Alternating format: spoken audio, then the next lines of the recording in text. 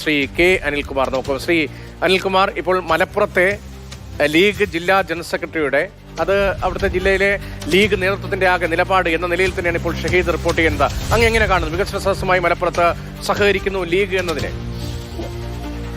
സാക്ഷരതാ പ്രസ്ഥാനം വന്നപ്പോഴും ജനകീയ ആസൂത്രണ പ്രസ്ഥാനം വന്നപ്പോഴും ഇന്ത്യൻ യൂണിയൻ മുസ്ലിം ലീഗ് കേരളത്തിലെ കോൺഗ്രസിൽ നിന്നും വ്യത്യസ്തമായ നിലപാടാണ് സ്വീകരിച്ചത്. സാക്ഷരതാ പ്രസ്ഥാനം നാടിന്റെ വികസനത്തിന് കൊള്ളാം, അത് നയനാർ ഗവൺമെന്റ് മുന്നോട്ട് കൊണ്ടുവന്നത് വളരെ നല്ല കാര്യമാണെന്ന് പറഞ്ഞതിനോട് സഹകരിക്കുകയും അതിന്റെ ഭാഗമായി സമ്പൂർണ്ണ സാക്ഷരതയുടെ പ്രഖ്യാപനം നടത്തിയത് മലപ്പുറത്തായിരുന്നുവെന്ന് ഐഷുമ്മയാണ് അത് പ്രഖ്യാപനം നടത്തിയത് എന്ന് നമ്മൾ ഓർക്കേണ്ടതുണ്ട്. ജനകീയ ആസൂത്രണ പ്രസ്ഥാനം വന്നപ്പോഴും ഇന്ത്യൻ യൂണിയൻ മുസ്ലിം ലീഗ് അക്കാര്യത്തിൽ പൊതുവിൽ സ്വാഗതാർഹമായ നിലപാടാണ് സ്വീകരിച്ചത്. UDF-ന്റെ സംഘടിത രാഷ്ട്രീയത്തോട് അകന്നാണ് അക്കാര്യത്തിൽ ഇന്ത്യൻ യൂണിയൻ മുസ്ലിം ലീഗ് പ്രവർത്തിച്ചിറങ്ങിയതാണ്.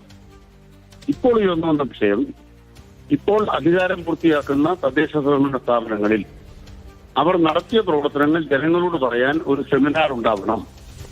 അതിൽ സംസ്ഥാന സർക്കാർ നടത്തിയ വികസന പ്രവർത്തനങ്ങൾ പറയാനൊരു ഇടം കൂടി അതിൽ കിട്ടണം. അതോടൊപ്പം ഭാവിയിൽ ആ നാട്ടിൽ എന്ത് വികസനം വേണമെന്ന് പറയാൻ നിലവിലുള്ള ഭരണസമിതിക്ക് ഒരു അഭിപ്രായം ഉണ്ടാകും.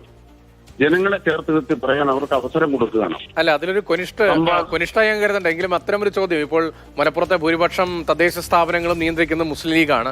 സർക്കാർ ചിലവിൽ ലീഗിനും കാര്യങ്ങൾ വിശദീകരിക്കാനുള്ള അവരുടെ വികസന പ്രവർത്തനങ്ങളെ കുറിച്ച് പറയാനുള്ള വേദി കൂടിയായി മാറുമോ സർക്കാരിന്റെ ഈ പ്രചാരണ പരിപാടി?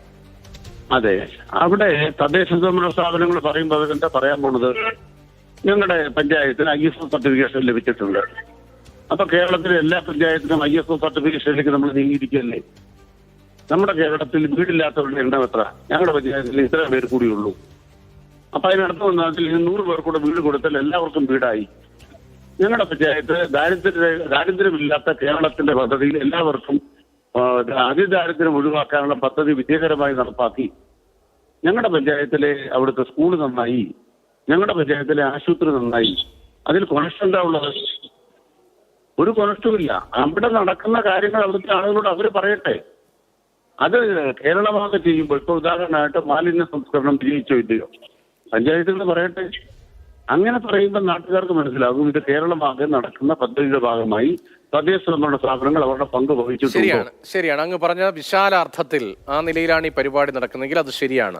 ഇപ്പോൾ തദ്ദേശ സ്ഥാപനം എന്ന് നമ്മൾ വിഭാവന ചെയ്യുന്നത് എന്താണ്? ഇപ്പോൾ ഏറ്റവും താഴെത്തട്ടിൽ ഗ്രാമപഞ്ചായത്തിൽ ഒരു പഞ്ചായത്ത് വാർഡാണ്. പഞ്ചായത്ത് വാർഡിനും താഴെ അവിടുത്തെ സഭകളാണ്. ആ സഭകളിൽ ആ പഞ്ചായത്തിലെ ആ വാർഡിലെ വോട്ടവകാശമുള്ള ആർക്കും പങ്കെടുത്ത് അഭിപ്രായം പറയാൻ കഴിയുന്ന ജനകീയ സഭകൾ, ആ സഭയുടെ തുടർച്ചയായിട്ടാണല്ലോ ഈ ത്രിതല പഞ്ചായത്താകെ നമ്മുടെ രാജ്യത്ത് നടപ്പാക്കിയത്. ആ വിശാലാർത്ഥത്തിലാണെങ്കിൽ ഈ വികസന പദ്ധതികളെക്കുറിച്ച് സംസാരിക്കാനും വീടില്ലാത്തവരുടെ എണ്ണത്തെക്കുറിച്ച് പറയാനും അർഹതപ്പെട്ട എത്ര പേർ അവിടെ നിന്ന് ഒഴിവാക്കപ്പെട്ടു പോയി എന്ന് പറയാനും ഒക്കെ ആണെങ്കിൽ വളരെ വളരെ നല്ല കാര്യമാണ്. ആ വിശാലാർത്ഥത്തിലാണെങ്കിൽ ഇപ്പോൾ ലീഗിന്റെ സഹകരണമൊക്കെ വളരെ പ്രധാനമാണ്. നന്ദി ശ്രീ കെ. അനിൽകുമാർ.